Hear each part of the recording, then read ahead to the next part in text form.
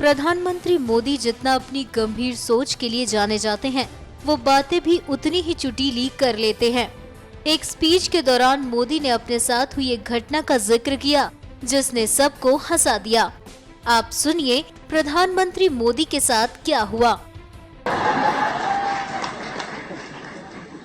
एक बार मेरे साथ एक घटना घटी। गुजरात में वेस्ट इंडीज की क्रिकेट टीम खेलने के आई थी, तो क्रिकेट का मैच था। तब उस जमाने में तो मोबाइल फोन वगैरह नहीं थे। एक सज्जन का मेरे यहां टेलीफोन आया। मैं आरएसएस हेडक्वार्टर पर रहता था और फोन आया कि वेस्ट इंडीज क्रिकेट टीम के मैनेजर आपसे मिलना चाहते हैं। मेरे लिए बड़ा सरप्राइज था। मैं एक बहुत सामान्य छोटा सा व्यक्ति ही, मैं 30 साल पहले की बात कर रहा हूं, 35 साल हो गए। वेस्ट इंडीज क्रिकेट टीम का मैनेजर को, तो उस जमाने में तो क्रिकेटियर से हाथ मिलाना ये भी एक बहुत बड़ा यानी जीवन का सौभाग्य माना जाता था। मैंने तुरंत उनका संपर्क किया। तो उन्होंने कहा मेरा नाम रिकी है, मैं वेस्ट इंडीज से आया हूं और वेस्ट इंडीज में फलाने व्यक्ति ने आपका रेफरेंस दिया है। मैंने कहा जरूर मैं आपसे मिलने आता हूं। उन्होंने रिकी कहा तो मुझे समझ नहीं आया वो है क्या चीज, किस परंपरा से है, किस समाज से है। मैं गया तो वो तो बिल्कुल हिंदुस्तानी जैसे लगते थे और उनकी पत्नी भी साड़ी वगैरह पहन करके बैठी थी। मैंने कहा ये रिकी है। बोले पता नहीं ये नाम हमारा कैसे बना है, लेकिन मेरी पत्नी का नाम बोले सीता है।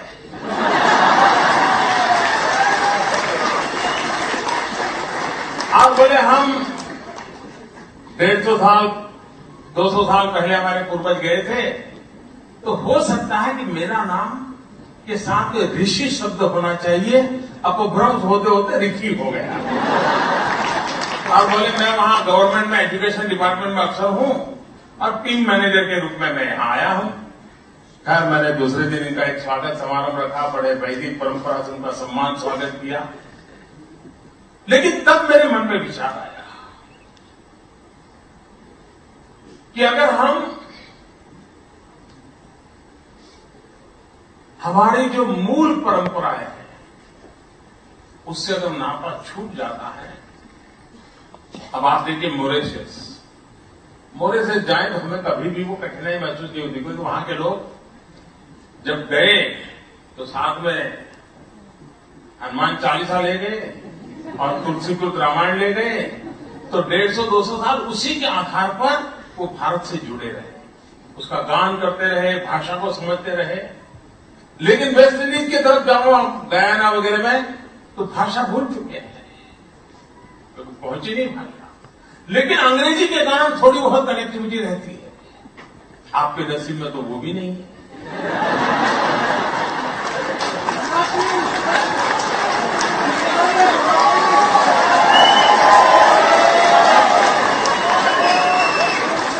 आप इसलिए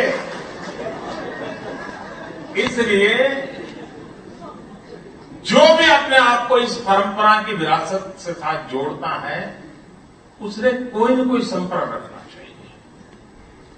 मैं इस प्रकार से उत्सुक सभी परिवारों से कहता हूं कि आप, अब तो इंटरनेट का जमाना है, सोशल मीडिया का जमाना है और मैं बहुत इजीली अवेलेबल हूं।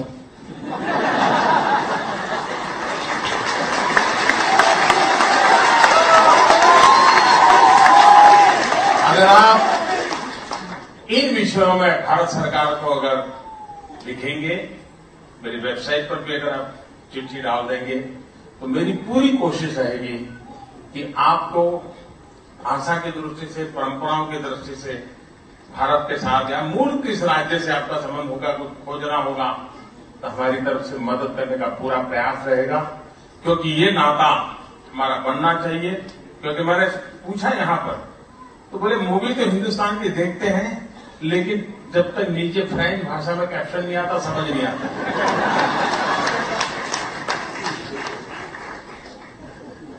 एक बार मैं कैरेबियन कंट्रीज में एक स्थान पर गया था। जिस दिन मैं वहां पहुंचा, वहां कोई एक मूल भारतीय परिवार में किसी का स्वर्गवास हुआ था, और जिसके यहां मैं रुकने वाला था, वे एयरपोर्ट लेने नहीं आए, कोई और आया। तो मैंने पूछा क्यों भाई, क्या हुआ?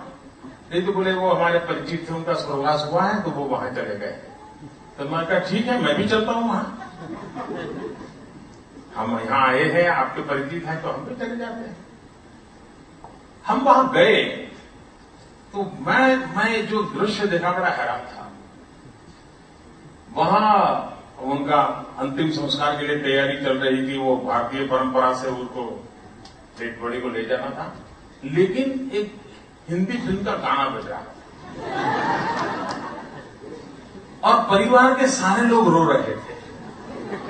गाने के शब्दों को और उस घटना को पूरा 180 डिग्री कॉन्ट्रास्ट था।